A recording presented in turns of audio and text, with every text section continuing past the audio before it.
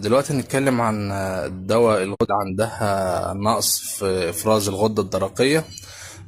طبعا لأن الأدوية التانية ناقصة، سواء الالتروكسين أو اليوثايروكس، فده مثيل يعني نفس المادة الفعالة وفي تركيزات 150.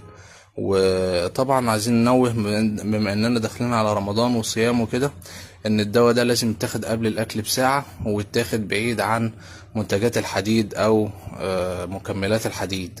فما ينفعش ناخده قبل الفطار بساعة، لان انت هتاخده وبعد كده تستنى ساعة لغاية ما تفطر، وانت تكون صايم مثلا 10 ولا 12 ساعة.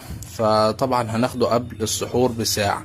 ممكن ناخد منتجات الحديد بعد الفطار او قبل الفطار.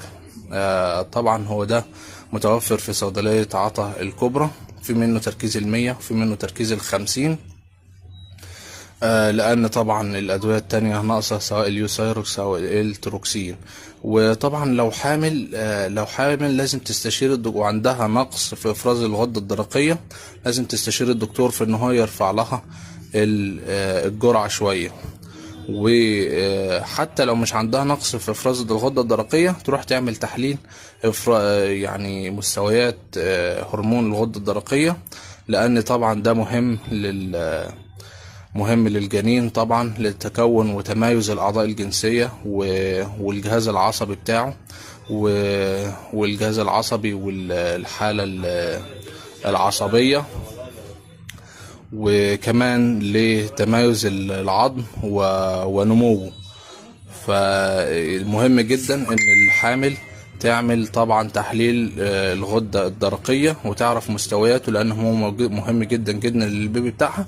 ولو هي عندها نقص اساسا، تروح للدكتور تستشيره، لان هو طبعا في الحمل بتحتاج مستويات اكبر، تستشيره في انها ترفع الجرعة بتاعته.